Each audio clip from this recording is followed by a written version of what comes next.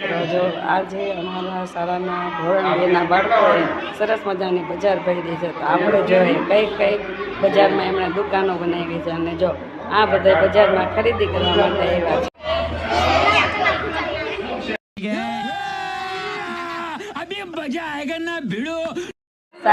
આપણે શાકભાજી વાળા બેન ને પૂછીએ ત્યાં શાકભાજીનો શું ભાવ રાખ્યો છે.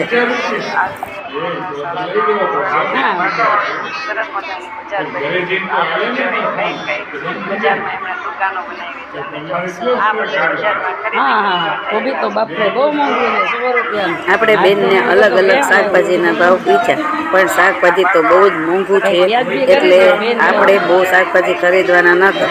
બેન ખાલી કાકડી છે એ જ 20ની કિલો આપે છે, એટલે આપણે ખાલી કાકડી જ ખરીદવાના છે, કેમ કે આ બેન પાસે તો શાકભાજી બહુ મોંઘું છે, એટલે આપણે ખરીદતા નથી. અને આપણે આગળ વધીએ છીએ કે આગળ શેની દુકાન છે.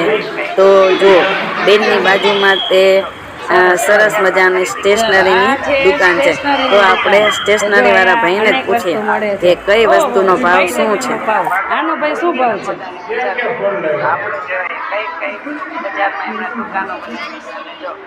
તો એ મને 2 આપી દો, હાલો 40 રૂપિયા હોય. સરસ સરસ. ચાલો, આ તો રમકડાની દુકાન હોય તો આપણે તો મજા જ પડી જાય નાના બાળકોને રમવા માટે. જો એ બંદૂક છે અને આ છે સ્પાઈડર. જો આ રમકડાનો શું ભાવ છે? 50 રૂપિયા. તો આપણે લઈ જ લેવું છે. એ તો વાહ, મોબાઈલની દુકાન છે. આ તો આ મસ્ત મજાના મોબાઈલ છે, નોકિયાના. એ સારો. આ મોબાઈલનો શું ભાવ છે? હે 2000 રૂપિયા. અરે આ તો મોબાઈલ બહુ સસ્તા લાગે છે. તો આપણે 4-5 મોબાઈલ લઈ લેજો. હા, આવી ગયો મેડિકલ સ્ટોર.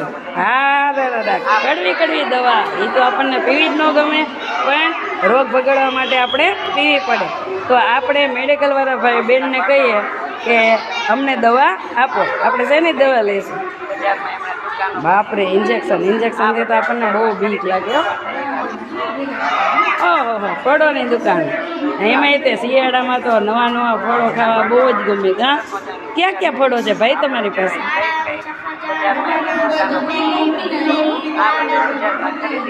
તો જામફળનો શું ભાવ છે? થોડાક વ્યાજબી કરજો. 2 કિલો લેવા છે. કાંઈ વાંધો નહીં, આપી દો. હાલો.